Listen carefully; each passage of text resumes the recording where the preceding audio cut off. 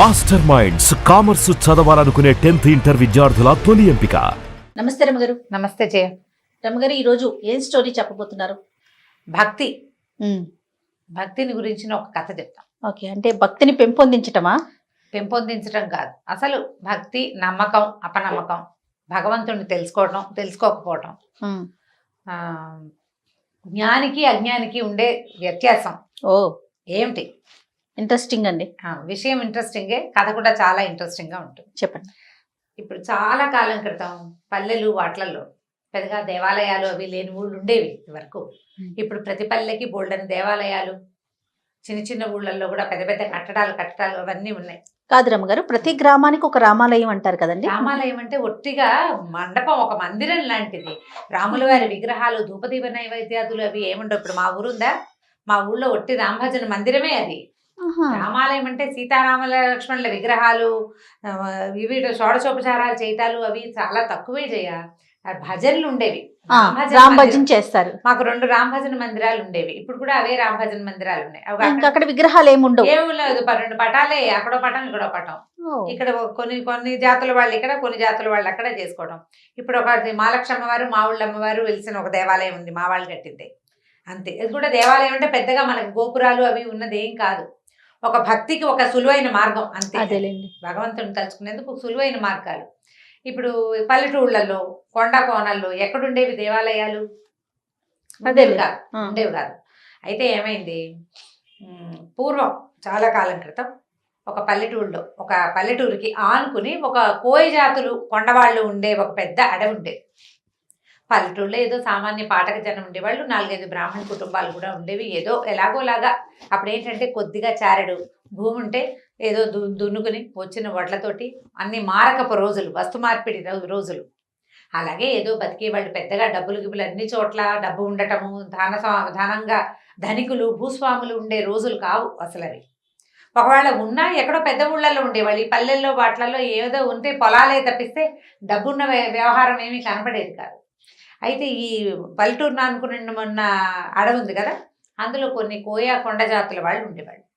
అయితే ఏమైందట, ఓ సంవత్సరం బాగా వానలు పడి పైనుంచి ఒక సెలయేరులో కొన్ని దుంగలు అవి కొట్టుకొస్తాయి కదా అట్లా. అవునండి. ఒక చెట్ల కొమ్మలు కొట్టుకొస్తాయి, దుంగలు కొట్టుకొచ్చేస్తాయి. వానకి మొదలు కదిలిపోయి చెట్లు పడిపోతాయి, అదంతా కింద కొట్టుకొచ్చేస్తుంది. అట్లా కొట్టుకొచ్చిన వాటిల్లో ఒక అంత పెద్ద చింతమొద్దు దొరికింది వాళ్ళకి. చింతమొద్దు దొరికితే అది బాగుంది అనుకున్నారు. ఇప్పుడు మిగిలిన చెట్లు అన్నీ ముక్కలు చేసి పెట్టుకున్నారు. ఈ చింతమొద్దుని మామూలుగా ఏం చేస్తారంటే చింత కానీ, వేప కానీ, మామిడి కానీ నీటిలో బాగా నాననిస్తారు. దాన్ని ఏదో అంటారు, పేరు గుర్తు రావట్లేదు. దీన్ని ఏంటంటే దాని లైఫ్ పెరుగుతుందనమాట. నీటిలో నానిన కొద్దికి గట్టిదనం వస్తుంది చెక్కకి.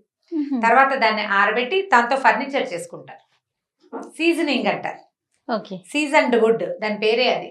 ఆ సీజనింగ్ ఏంటంటే నీళ్ళలో పడేసేయటమే అనమాట. నిద్రగన్నేరు చెట్లు కూడా కొట్టేసి పెద్ద పెద్ద దుంగల్ని చెరువుల్లో పడేస్తారు. పడేసి కొంతకాలం బాగా అది నానిన తర్వాత దాని లైఫ్ పెరుగుతుంది. ఆ చెక్క లోపల ఇంక్లూషన్స్ ఉంటాయా, వరుసల్లో లోపల ఆ తెరలు అవన్నీ ఫిక్స్ అవుతాయి అనమాట. దానికి బిగు వస్తుంది ఆ చెక్కకి. అట్లా ఈ నీళ్ళల్లో నాననిచ్చారు.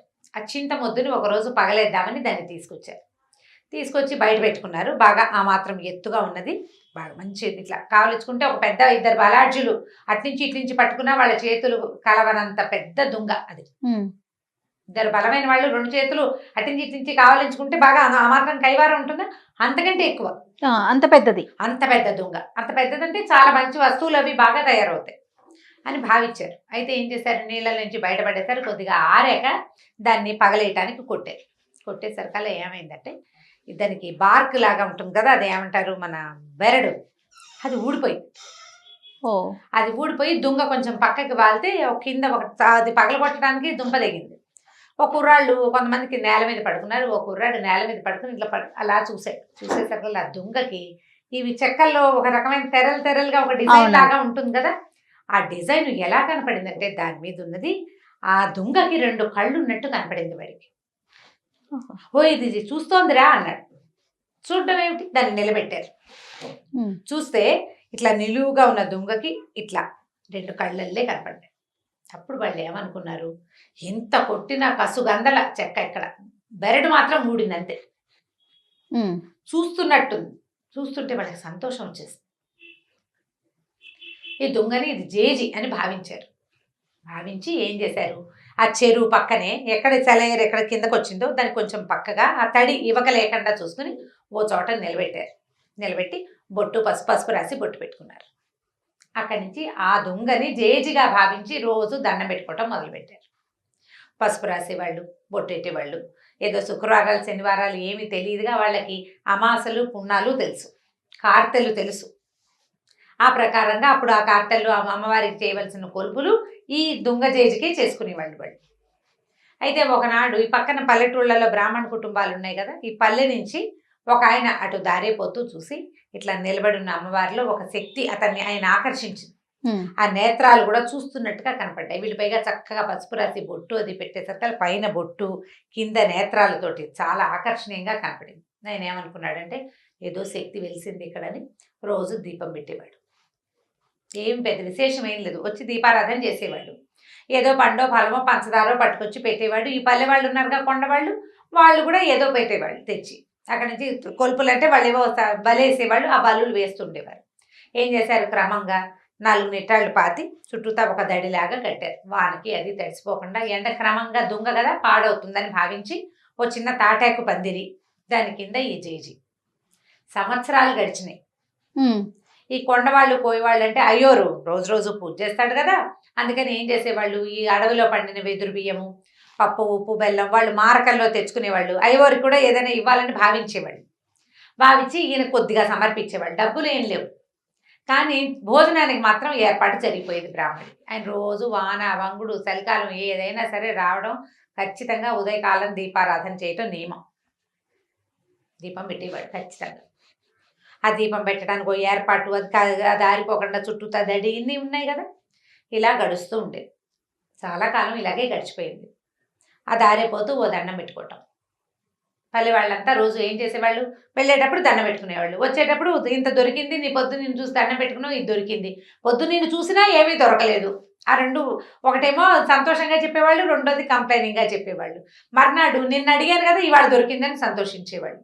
ఏముంది, భక్తి మూఢత్వం అంతే. దొరికే నాడు దొరుకుతుంది, దొరకని నాడు దొరకదు. దానికి అమ్మవారు చేసేది వీడికి ఇది ఏమీ లేదు, కానీ అలా నమ్మకం అనమాట. అయితే కొన్నాళ్ళ తర్వాత ఏమైందంటే, ఇది 12-13 సంవత్సరాలు నడిచిపోయింది. ఒకరోజు మంచి వర్షాకాలం, ఈయన దీపారాధన చేయడానికి వాన వేళనే వచ్చాడు. రోజులాగా తెల్లవారే కరవ లేట్ అయిపోయింది. ఇతను వచ్చేసరికల్లా ఆయనకి ఎట్లా కనపడిందంటే, దూరం నుంచి ఒకడెవడో ఒక గుర్రం కట్టేసింది కింద. ఈ అమ్మవారి తాలూకు తాటాకుల పాక దగ్గరే ఒక గుర్రం కట్టుంది. గుర్రం బాగా తడిసిపోయింది, ఎప్పటి నుంచో వానలో తిరుగుతోంది. ఒక మనిషి అక్కడ నుంచుని ఉన్నాడు. దూరం నుంచి చూస్తే వాడి పెద్ద ఆజానుబాహుడు, కటువుగా ఉన్న రూపం. వాడి బట్టలు అవన్నీ ఎలా ఉన్నాయంటే మొరటుగా ఉన్నాయి. ఆ రోజుల్లో గుర్రాలు అందరి దగ్గర లేవు, బందిపోటు దొంగల దగ్గర మాత్రమే ఉంటాయని చెప్పుకునేవాడు. వీడెవడో బందిపోటు దొంగ. వాడు అమ్మవారితో ఏదో అక్కడ నిలబడి మాట్లాడుతున్నాడు. ఇటు వచ్చి వెనక్కి వచ్చాడు. అమ్మో వీడు వచ్చేస్తున్నాడు అని చెప్పి ఆయన దగ్గరికి వెళ్ళకుండా దూరంగానే చెట్టు చాటును నిలబడ్డాడు. వాడు ఏం చేశాడు, ఆ గుర్రానికి కట్టి ఉన్న సామాన్లలో ఒక గొడ్డలు తీసుకెళ్ళాడు. గొడ్డలు తీసుకెళ్ళి ఆ గొడ్డలతో ఆ చెట్టుని నరకబోయాడు. ఆ జేజిని, ఆ దొంగని నరకబోయాడు. నరకబోయేసరికి ఆ దొంగల నుంచి ఒక ఆవిడ బయటకు వచ్చింది. అదంతా ఈ బ్రాహ్మణ ఆయన చూస్తున్నాడు. ఇక్కడ ఏం జరిగింది, ఇతను ఒక బందిపోటు దొంగ. 4-5 రోజులుగా దారులు కాచి సంపాదించడానికి ప్రయత్నం చేస్తున్నాడు. ఏ అవకాశము అతనికి కుదరలేదు. పోనీ 4 కట్టెలు కొట్టి ఇంటికి పట్టుకెళ్తే ఇంట్లో వాళ్ళు కాస్త కలుగంజో తాగుతారంటే, వర్షాకాలం వాన విపరీతంగా, ఎక్కడా కట్టె లేదు, ఏమీ లేదు. ఇంట్లో ముసలి తల్లి ఉంది, కడుపుతో ఉన్న భార్య ఉంది, 1-2-3 చిన్నపిల్లలు ఉన్నారు. వాడికి ఆహారం అవసరం ఇంటికి. దొంగే వాడు ఇదంతా చూసి ఎక్కడ అడవిలో దొరక్క తిరిగి వెళ్ళిపోతూ ఈ దొంగను చూశాడు. ఈ కట్టడంలో ఉండి ఏమి తడి అంటూ అంటకుండా ఉన్నది, దీన్ని పగలేసి సగమైన గుర్రం మీద మోసుకెళ్ళిపోతే ఓ సంచి తెచ్చుకున్నాడు. గోన్ సంచి కూడా ఉంది వాడి దగ్గర. తడవకుండా పట్టుకెళ్ళిపోతే పట్నం పట్టుకెళ్ళి అమ్మేసుకోవచ్చు, ఇంట్లో వాళ్ళకి 4 నూకలు వస్తాయి, కాస్త 2 నూకలు కొనుక్కోవచ్చు. ఆ ఉద్దేశంతో అతను ఏం చేశాడు, ఇక్కడ ఏమి ఆ వస్తువు దొరికింది ఏమీ లేదు, పూజ జరుగుతోందని తెలిసింది, కానీ పూజ ఏమిటి దొంగకి, తను చేయడు ఆ పూజ, జస్ట్ చూశాడు అంతే. గొడ్డలు తీసుకొచ్చి నరకబోయాడు. నరకపోతే అందులోంచి అమ్మవారు లేచి బయటకు వచ్చింది. వీడికి కనపడుతోంది బ్రాహ్మణ ఆయన నిమిత్తలు ఉంచున్నాడు కదా పెద్ద మనిషి. ఈయనకి ఎలా కనపడింది? ఒక చామన్ సాయిగా ఎత్తుగా పెద్ద బొట్టు పెట్టుకుని, కొప్పు వెనకాల పువ్వులు అవి ఉన్నాయి, ఏదో ఒక నేర్చీర కట్టుకున్న ఒక నడి వయసు పాటక స్త్రీలాగా కనిపిస్తోంది. కానీ ఖచ్చితంగా దొంగలోంచే వచ్చింది. ఓ అప్పుడు ఆవిడ ఏం చేసింది? ఏరా నాయన ఇట్లా కొట్టేస్తున్నావు, నేను ఎప్పటి నుంచో ఈ దొంగలో ఉన్నాను, ఈ పాటకు జనం అంతా దండం పెట్టుకుంటారా నన్ను, నువ్వు దొంగను కొట్టద్దు నువ్వు అన్నది. అనేసరికల్లా ఆ దొంగ అన్నాడు, నేనేం చేయను, నాకు ఎక్కడ ఏమీ దొరకలేదమ్మా, ఏదైనా ₹1 దొరికినా నిన్ను వదిలిపెట్టి వెళ్ళిపోయేవాడిని, పగలేసి తీసుకెళ్ళాను అనుకో ₹10 దొరుకుతాయి, నేను అందుకే కొట్టబోయాను అన్నాడు. అనేసరికల్లా ఆవిడేమంది, డబ్బులే కదా నేను ఇస్తానని ఆవిడ ఏం చేసింది, ఇంత మూట ఎత్తి వాడి చేతిలో పెట్టింది. గల్లుమంటోంది మూట. దూరం నుంచి మనకి డబ్బుల కట్టలు అవి ఇవ్వడం తెలీదు, తెలిసిపోతుంది కదా. ఈ డబ్బు గల్లు మనటము, ఒక డబ్బుల మూట, చిన్న మూటలు ఉంటాయి డబ్బులు. ఆ రోజుల్లో ఏం చేసేవాళ్ళు, సంచుల్లో వేసి నాణేలు కదా. తెలిసింది అతనికి, బ్రాహ్మడికి అర్థమైంది. ఆ మూట ఎత్తి వాడి చేతిలో పెట్టింది. వాడు వీడికి వంగి వీడి కాళ్ళకి దండం పెట్టి వెళ్ళిపోయాడు. ఆవురా 12-13 సంవత్సరాల నుంచి అర్చన చేస్తుంటే 10 పైసలు ఇవ్వలేదే నాకు, వీడెవడ గొడ్డలెత్తితే ఇచ్చేసింది. ఇదనమాట మార్గం. ఇదే కదా మార్గం. సరే ఏం చేశాడు, ఆ దీపారాధన పక్కన పెట్టి ముందు ఇంటికి వెళ్ళిపోయాడు. మళ్ళీ ఊళ్ళోకి వెళ్ళి గొడ్డలు పుచ్చుకొచ్చాడు. గొడ్డలు పట్టుకొచ్చాడు. సరే దీపాన్ని సామాన్లు కూడా పట్టుకెళ్ళి అన్నీ అక్కడ పెట్టి గొడ్డలు ఎత్తాడు కొట్టడానికి. ఎత్తటం ఏమిటి, గంటలు గణ గణ గణ గణ మోగిపోయింది. 1 గంట ఉంది అక్కడ. 1 గంట ఎన్ని గంటలు గానో మోగింది. పెద్ద వెలుగు వచ్చింది ఒకేసారి. ఒక్క పిడుగు పడితే మెరుపు వస్తే ఎలా వస్తుంది, ఆ మెరుపు మనకు కంటి ముందే మెరిస్తే కళ్ళు చీకట్లు గమ్మిపోతుంది మనకి. పెద్ద మెరుపుల్లే వచ్చింది. ఈ దెబ్బ అసలు ఇట్లా దానికి తగలకుండానే, ఇంకా తగల్లా గట్టిగా తగలక ముందే పెద్ద మెరుపు, గంట మోగిపోయింది విపరీతంగా. కళ్ళు కాసపోయినాయి బ్రాహ్మణాయనకి. అమ్మో నా కళ్ళు కనపట్ల, మెరుపు కళ్ళు మిరుమిట్లు కొలిపోయి ఇవి గొడ్డలి పడిపోయింది. కళ్ళు మూసుకుని కింద కోలుపడిపోయాడు. అక్కడి నుంచి లోపల నుంచి అమ్మవారు లేచి బయటకు వచ్చింది. బయటకు వచ్చేసరికల్లా ఏం బ్రాహ్మణాయన, అదేమిటమ్మా నన్ను గుడివాడిని చేసేసావు నువ్వు, ఇందాకటి వాడు కొట్టినప్పుడు వాడికి కొడుతుంటే వాడికి డబ్బిచ్చేవే, ఇన్నేళ్ల నుంచి నిన్ను సేవిస్తున్నాను, నాకు ₹1 ఇవ్వాల, పైగా కొడితే డబ్బిస్తావని నిన్ను కొట్టబోయాను నేను, వాడికి డబ్బిచ్చి నా కళ్ళు పోగొడతావా నువ్వు, నీకు భక్తుడిని కదా, 12-13 ఏళ్ళ నుంచి నిన్ను సేవిస్తున్నాను ఇన్ని సంవత్సరాలుగా అనేసరికల్లా ఆవిడేమందంటే, నిజం నువ్వు నా భక్తుడివి, వాడు నా భక్తుడు కాదు, వాడికి నేను ఉన్నట్టే తెలీదు, నన్ను అమ్మవారిగా భావించి కొట్టాల, వాడు దుంగగా భావించి కొట్టాడు, వాడు అజ్ఞాని, ఇందులో దేవుడు లేడని వాడు అనుకున్నాడు, నీకు తెలుసు నేను ఇందులో ఉన్నానని, నీకు తెలుసు కదా, తెలిసి నువ్వు నన్ను కొట్టబోయావు, భగవంతుడని తెలిసి శక్తి అని తెలిసి కొట్టబోయిన వాడికి కళ్ళు పోవాలా ప్రాణం పోవాలా, వాడు అజ్ఞానంతో చేశాడు, వాడికి తెలియదు అసలు నేనెవరో తెలియదు వాడికి. నువ్వు 12-13 సంవత్సరాల నుంచి నేను ఇక్కడ ఉన్నానని నమ్మావు, నాకు రోజు దీపం పెట్టావు, నువ్వు పెట్టిన దీపపు వెలుగులోనే ఈ ఊరి జనమంతా నన్ను చూసి దండం పెట్టారు, ఒక్కరోజు కూడా అన్నానికి వెతుక్కున్నావా నువ్వు, ప్రతిరోజు నీ అన్నం ఏర్పాటు చేశాను నేను, నువ్వు నాకు దీపం పెట్టినందుకు ప్రతిగా నీకు భోజనం ఏర్పాటయ్యింది, అది నేనే చేశానని మరి నేను కాకపోతే ఎవడు చేశాడు, వాళ్ళు నీకు తెచ్చిచ్చారు, నాకు నువ్వు దీపం పెట్టావు కాబట్టి వాళ్ళు నీకు ఇచ్చారు, మీ ఇంట్లో నువ్వు పెట్టుకుంటే తెచ్చియ్యరు కదా. ఇప్పుడు వాడు అజ్ఞానంతో కొట్టాడు, వాడికి నేను వద్దన్నా కొడతాడు, నేను వాడిని ఏం చేయలేను, ఎందుకంటే వాడు నన్ను నమ్మడు అసలు, నేను తెలియదు వాడికి, నీకు తెలుసు, తెలిసి నువ్వు చేయొచ్చా ఈ పని,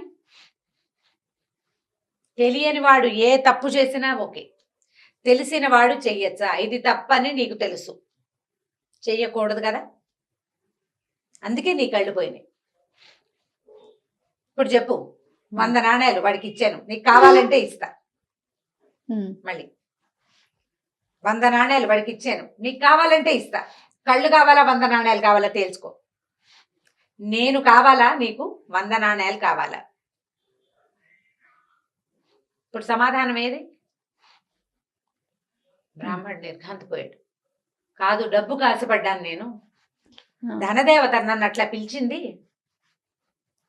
ఇన్నాళ్ళు నువ్వు నాకు అన్నం పెడుతున్నావన్న జ్ఞాపకం నాకు లేదు, నీ వల్లే నేను ఉంటున్నాను, నువ్వు నన్ను ఉండనిచ్చావు కాబట్టి ఉన్నాను ఇన్ని సంవత్సరాలు. నేను ప్రతిరోజు దీపం నేను పెట్టట్లేదు, నన్ను నువ్వు పెట్టనిచ్చావు.